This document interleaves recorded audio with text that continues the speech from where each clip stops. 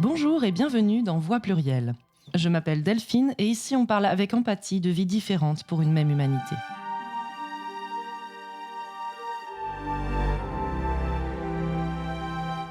Aujourd'hui, je reçois Reda. Bonjour. Et on va parler de dépression.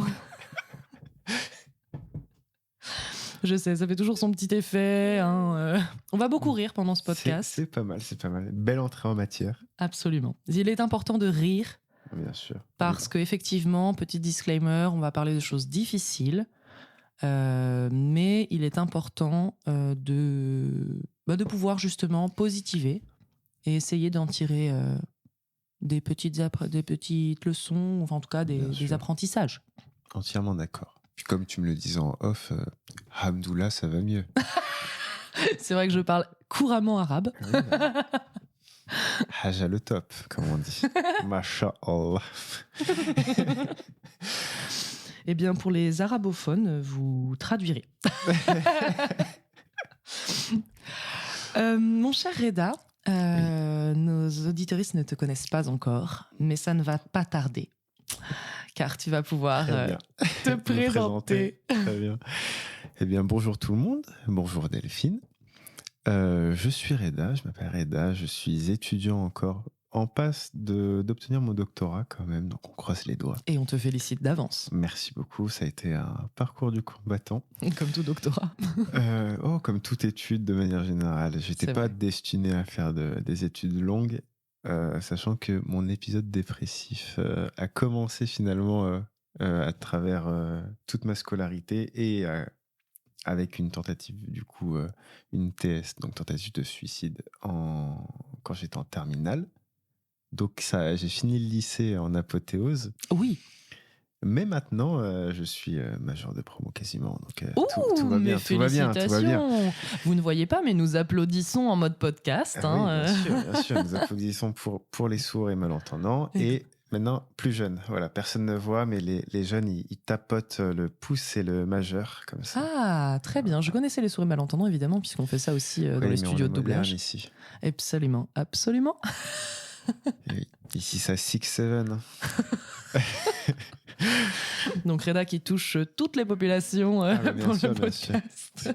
Bien sûr. Et Michel Drucker. Ouais, toute la population. Toute la population. C'est très large. On a un spectre d'écoute même absolument... Même pas 3 minutes. J'ai déjà dit n'importe quoi. Mais j'ai même pas fini de me présenter. J'ai 26 ans. Bientôt 27.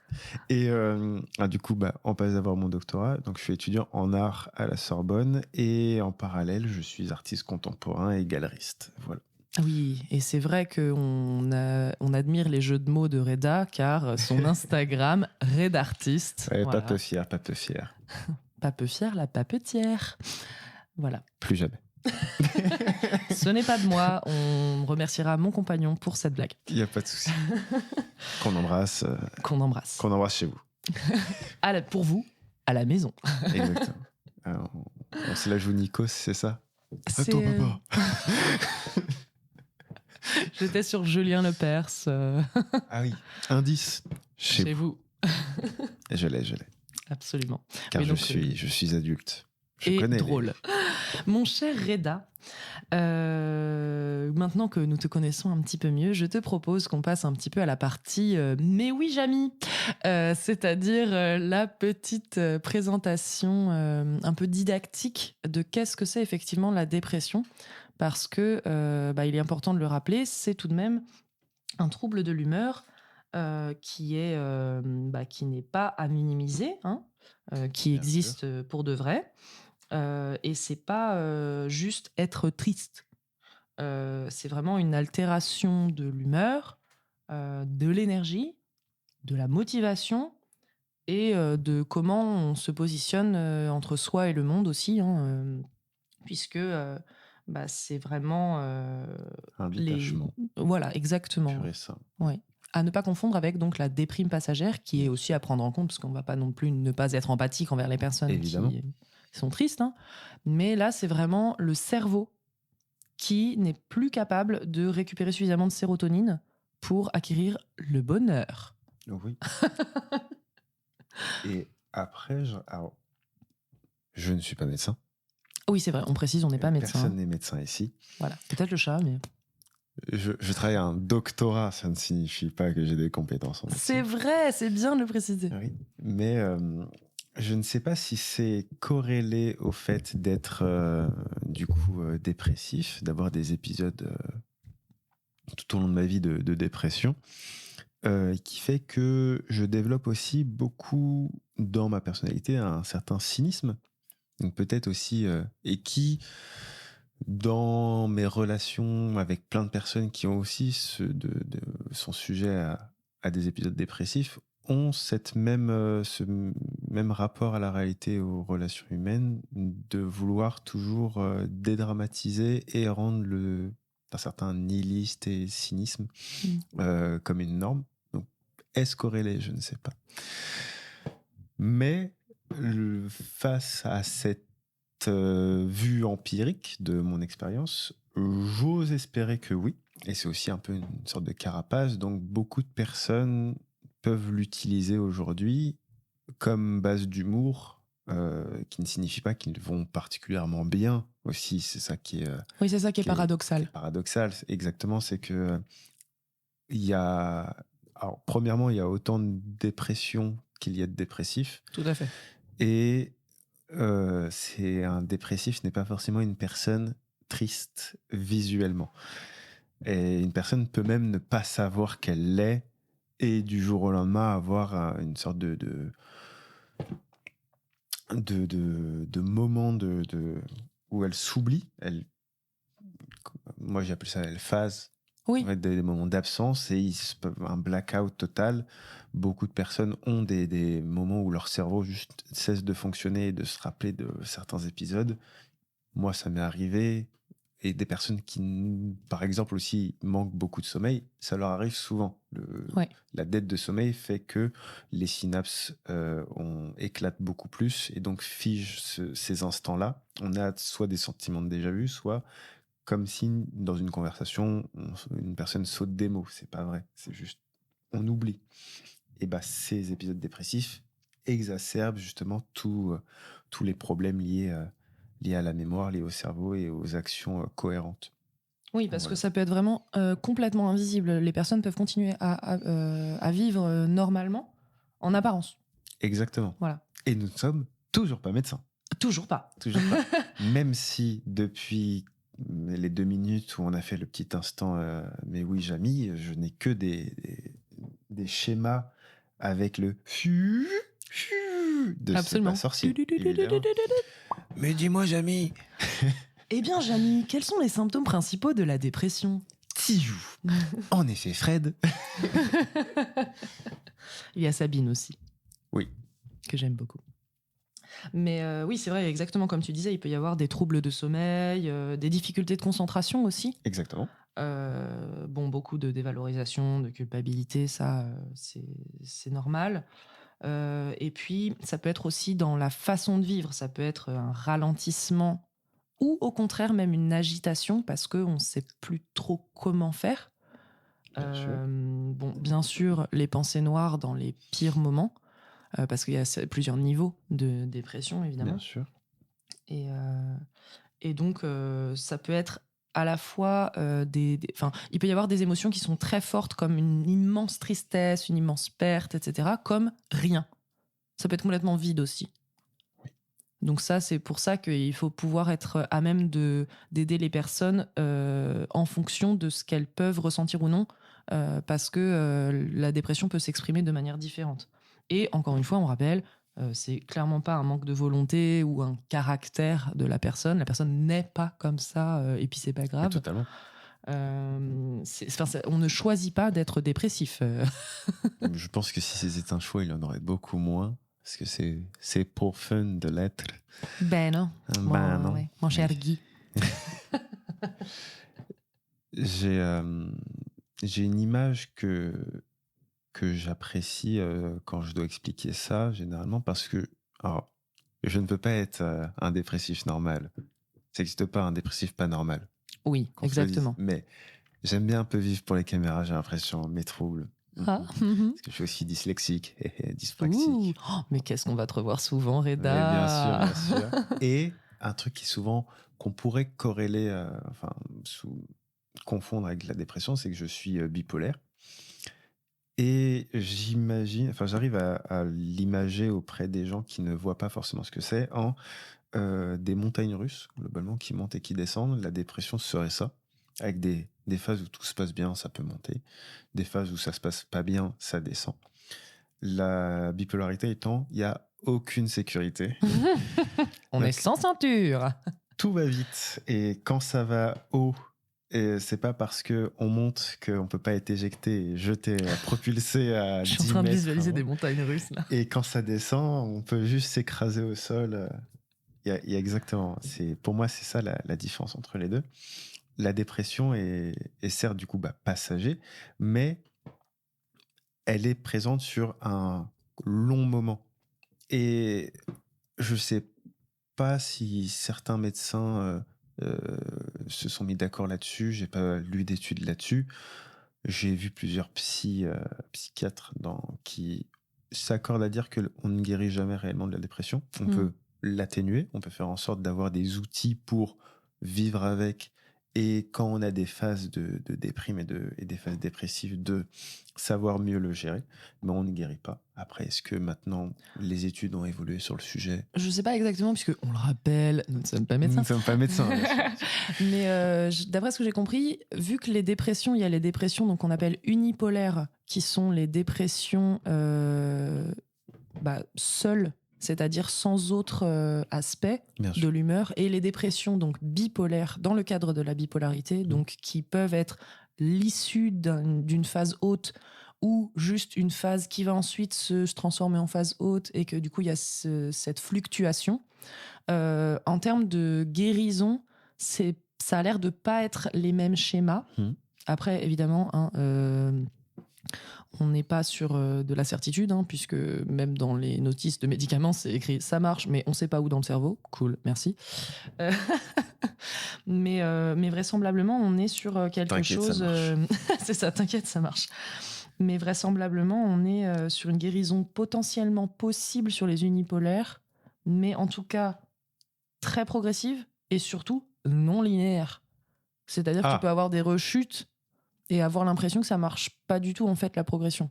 Oui, bien sûr. Donc, comme quoi, voilà.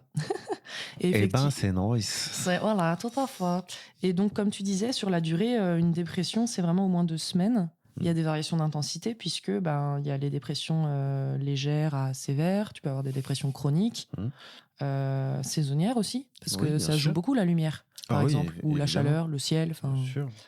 Et donc les dépressions. Beaucoup de personnes le connaissent au passage de l'hiver, vers Noël, vers janvier. Ouais. Et c'est pas à négliger non plus. C'est-à-dire qu'une personne qui fait une dépression saisonnière, c'est vraiment une dépression. Bien sûr, ce n'est pas parce que un quart de ton travail fait une dépression saisonnière que on va tous minimiser, on subit tous. Arrêtez de subir au bout d'un moment. Mais oui. Des gens ont pris la Bastille pour moins que ça. Et donc bipolaire différent, effectivement. Et moi, ce que je trouve dingue, c'est que j'ai regardé un peu les statistiques, j'aime bien. Les stats, j'aime les stats pour ceux qui ont le même. Environ 1 personne sur 5 vivra un épisode dépressif au cours de sa vie. Ça fait beaucoup. C'est énorme. Si on comptabilise le nombre de personnes sur Terre, on est quoi, 7 milliards ? On est bientôt 8. Bientôt 8 ? Mon Dieu, le temps passe vite. C'est dingue, quoi, 1 personne sur 5. Oui, 20%. Et donc... Ce qui fait combien de personnes ? Oh non. Dyscalculie. Vous calculerez. 1,6 milliard. Merci Reda. Et donc, ce qui est fou, c'est que si on prend par exemple le temps maintenant, vous prenez maintenant, là tout de suite, top, 5% de la population est en dépression.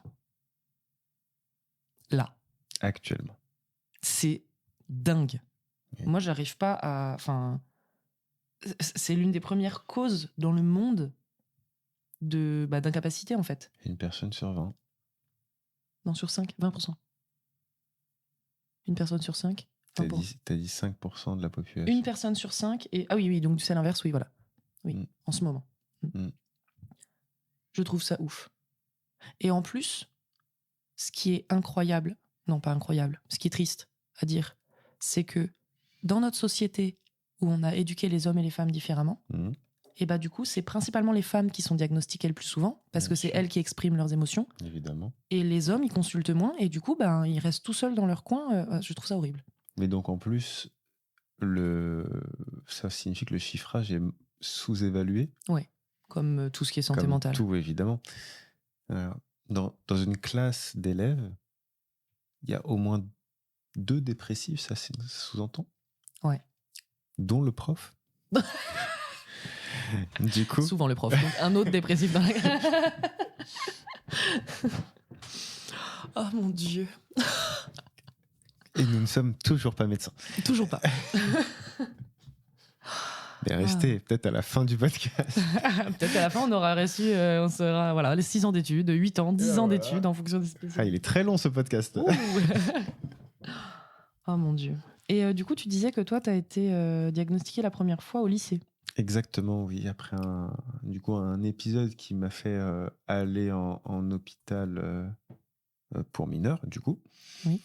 Parce que tu voulais creuser très loin des trous pour mineurs. Ouais, exactement. Vraiment, je vais partir de ce podcast. Reda.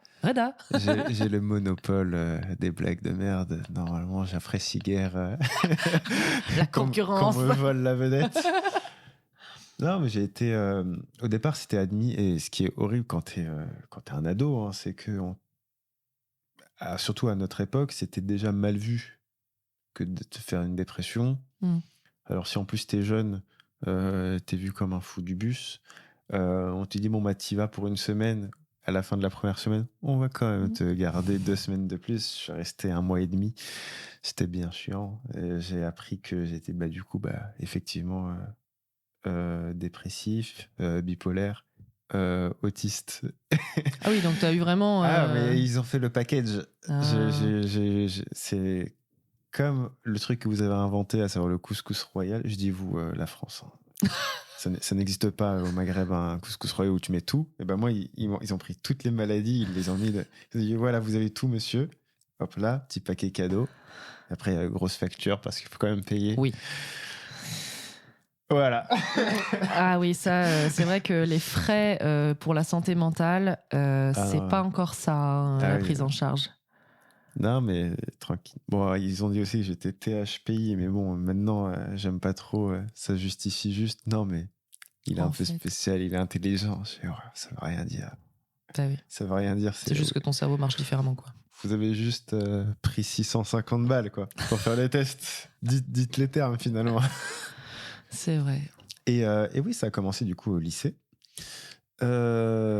Qui a eu quand même comme effet d'ouvrir un peu les yeux, en tout cas sur mon établissement, sur un certain type d'accompagnement, parce qu'aujourd'hui, beaucoup d'étudiants, de jeunes lycéens, collégiens, connaissent des épisodes dépressifs et peuvent être accompagnés aujourd'hui par notamment des ESH, plein de personnes qui sont formées pour ça, mais qui manquent cruellement de budget et il n'y a pas beaucoup de monde, hein.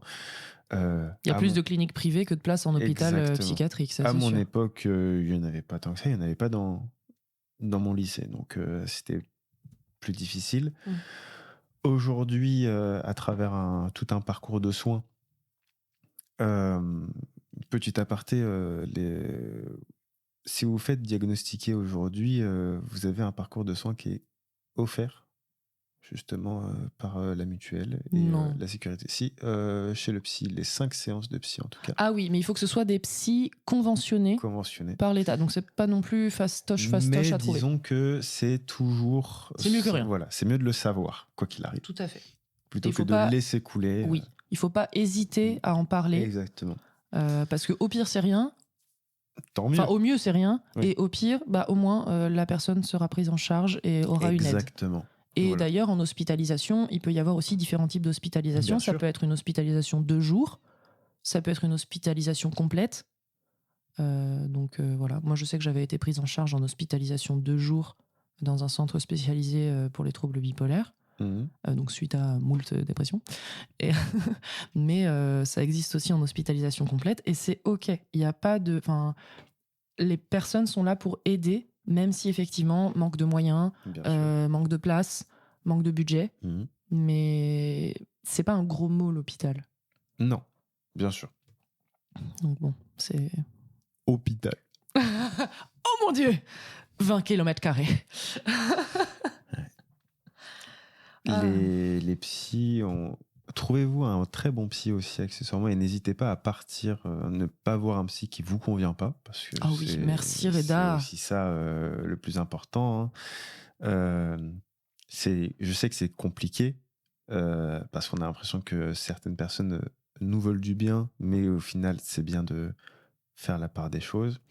Et moi, il m'a fallu 4 psys avant d'avoir un bon psy, qui finalement me permet aujourd'hui de plus ou moins vivre convenablement, enfin savoir avoir les outils nécessaires pour avancer, pour maintenant être en thèse et avoir un travail plus ou moins normal, vivre humblement et sereinement. Et sereinement, et aussi renouer un peu avec les relations humaines, parce que la dépression, quand elle finit par t'enfermer, t'as un peu honte de vouloir rechuter, enfin d'imaginer de rechuter, et donc on se renferme et on évite de nouer des nouvelles relations par peur que ces personnes-là, du coup, à ces moments de rechute, disparaissent et te laissent à nouveau solitaire. Un philosophe très connu, j'ai oublié son nom, désolé, je disais, non mais l'homme est un animal social, c'est... Ah oui, c'est l'homme est un animal social, c'est pas Rousseau? Non, c'est pas Rousseau. Non. Mais c'est dans le même... c'est les philosophes des Lumières. Mais oui. Ce que je confonds avec l'homme est un animal politique, qui du coup n'est pas le... Pas la même chose, qui n'est pas la même chose. L'homme est un animal social. J'ai même l'homme est un loup pour l'homme, mais c'est pas ça non plus. Hobbes. Ah ben peut-être que c'est Hobbes. Ah non, c'est Aristote. Ah, c'est Aristote. On est parti dans les Lumières. On est tellement nuls. On est tellement nuls. Bon, au moins vous savez, c'est Aristote. Aristote, ce fameux scientifique qui a démontré la fameuse poussée d'Aristote. Ouais. Non. Ouais. On n'est pas médecin, mais on n'est pas scientifique non plus. PhD, ça veut dire philosophical degree. Hein. Oui. Et voilà. J'ai eu 16 en philo au bac. Bravo. Merci beaucoup. Bravo. Qui montre bien, n'apprenez pas vos leçons juste pour apprendre les leçons et tout régurgiter derrière. Oui. Ça, après, on oublie tout. J'ai oublié la moitié de mes cours de géo. Oui, mais en même temps, la géographie, bon. Je me sers juste un petit verre d'eau en ASMR, bougez pas. Oh. On dirait juste que je pisse, c'est horrible. Il faut rire. C'est très important.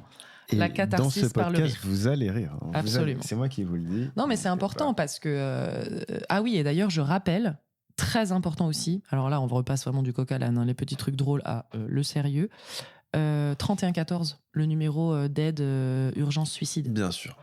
Hyper important. Ça, c'est vraiment un numéro qu'on ne donne pas assez et ça peut sauver des vies. Et même si vous-même, vous vous sentez mal, n'hésitez pas. Les gens qui travaillent pour cette hotline, eh bien, ce sont des gens qui sont vraiment dédiés à aider les autres. Et du coup, le 3114, si vous appelez, vous aurez toujours quelqu'un qui sera là pour vous écouter. Et il vaut mieux toujours téléphoner et être là en mode « Oh, c'est pas grave, finalement, tout va bien que ne pas le faire et prendre un risque parce que ça va très, très vite, les idées noires. Et il faut pas se laisser enfermer dedans. Parce que souvent, en plus, quand on est seul, c'est là où ça peut se réaliser le plus. Enfin, en général, moi, je sais que personnellement, quand j'ai eu des pensées très morbides, j'avais pas envie de... c'est horrible à dire, mais j'avais pas envie de mourir devant des gens. Donc, du coup, j'avais plus tendance à aller vers des choses horribles seul. Donc, c'est pour ça qu'on ne m'a pas laissé seul. Mais voilà. Oui. Est-ce que toi, c'est aussi ce côté un peu... tu prends conscience quand même, tu as cette force mentale de te dire c'est douloureux de voir quelqu'un partir. Donc, j'ai pas envie de leur imposer ça. Oui, je suis un boulet. Donc, hop, dans un coin. Tout comme, en soi, plein d'animaux aussi qui, eux, se cachent pour mourir. Pour mourir. Après, eux, c'est plutôt... la vraie mort. Enfin, ils se suicident pas. C'est juste mourir. Et ouais, ça m'est arrivé en plus septembre dernier, ce truc-là, où c'est même j'ai eu cette absence-là, où je me souvenais de quasiment plus rien ce moment, à cet épisode-là, et où c'est ma compagne qui me rapportait du coup ce qui s'était passé, où je suis littéralement parti de l'appartement, et elle m'a retrouvé dans le parc à côté, alors que c'est un bon 700 mètres, hein. Et c'était du coup le dernier épisode qui m'est arrivé. Très mauvaise passe, mais maintenant ça va. On essaye d'aller mieux quand même au quotidien. Je sais que c'est compliqué dans la France de Macron, mais je me suis donné. Le podcast de gauche. Ça fait non, je me retiens. Désolé, mais au bout d'un moment, faut dire ce qui est. Je pense que s'il y avait des statistiques, il en est pour pas mal. Bah, on va pas se mentir, mais au niveau de la santé mentale, au niveau de la prise en charge des handicaps, les psychologues, etc., la santé en général, il se passe pas comme. Enfin, c'est plutôt reculé là, ce qui se passe en ce moment dans la France de Macron. Reculer dans quel sens? Bah, ils essayent de cutter les budgets. Ah oui. Et c'est pas, il y en a moins. Non, c'est juste qu'ils essayent de pas faire mieux, quoi. Bien sûr. Ce qui, du coup, fait pire. Oui. Oui, il y a ce truc-là. Ah non, c'est très compliqué. D'autant plus que, mais après, quand tu es une personne qui est très sensible aussi à ce qui se passe dans le monde, ça n'aide pas du tout, généralement. Parce que maintenant, même pas forcément parler de politique ou quoi que ce soit, mais les médias et ce dont on est bassiné quotidiennement, que ce soit sur les réseaux sociaux ou ailleurs, et que des images qui sont négatives. Et donc, on vit aujourd'hui, qu'on soit dépressif ou non, dans une bulle à la fois mortifère et par des biais de négativité, c'est très noir, ouais. Même de jugement de valeur, du physique des gens. Ah, moi, j'ai arrêté de regarder les informations à la télé. Hein. Moi, j'ai commencé. Je vais mieux, du coup je vais regarder les infos. Génial, merci Reda. Maintenant je revais à nouveau mal, parce que c'était le seul truc qui me permettait d'être un peu trendy, être triste. Donc maintenant, non, je rigole, je fais pas ça. Je ne suis pas médecin, mais je sais que ça c'est une mauvaise chose à faire. Je ne suis pas médecin, le running gag. Mais ceci dit, c'est vraiment dans les pires passes. Je sais pas toi, mais moi je sais que je pouvais quasiment plus me mouvoir. Enfin, j'étais lente. Ah oui, bien sûr. Horrible. Et je me souviens que mon ex devait me doucher, me faire prendre ma douche. Quand je mangeais, je mettais 100 ans pour manger 3 miettes. Et il se passait rien, quoi. Je dormais, c'est rien. Oui. Non, mais il y a ce truc-là. En fait, ne rien faire est devenu un quotidien parce que c'est devenu une épreuve en soi. Se doucher te fait pleurer, littéralement. Je crois que c'est Charlie Chaplin qui disait j'aime bien la pluie parce que on voit pas les larmes couler. On voit pas les larmes couler. Ouais. Cette phrase résonne parfois dans ma tête. En fait, toutes les émotions sont exacerbées aussi. Quand tu es en colère, intérieurement, tu bouillonnes de colère, mais tu comprends que t'es pas censé être comme ça, donc tu t'en veux. Il y a ce côté... Beaucoup de culpabilité. Ouais, énormément de culpabilité. Quand tu prends conscience que des personnes en ont quelque chose à foutre de toi et que toi, t'es dans cet état second de culpabilité, de tristesse accrue, bah, tu t'en veux de ne pas aller mieux, de ne pas réussir à aller mieux, parce que tu vois que eux font des efforts pour toi. Et du coup, ce serait mieux que je ne sois plus là, car je suis un boulet pour mes proches. Et le cercle vicieux. Non, c'est horrible. En fait, Le combat de la dépression, c'est tomber de Karim Ancila. Il n'y a pas de très bonne issue là-dedans, de toute façon. Il faut uniquement espérer tomber sur des personnes qui vous veulent du bien. Et ça s'accompagne quotidiennement. Donc, encore une fois, le numéro est gratuit. N'hésitez pas 3114. 3114. Parce que c'est pas nous qui allons répondre, car nous ne sommes pas médecins. Et que c'est surtout nous qui allons téléphoner. Nous, on va téléphoner. Et comme ça, ils diront... Ah, désolé, il y a 2 connards qui empiètent sur la ligne. Rappelez tout à l'heure.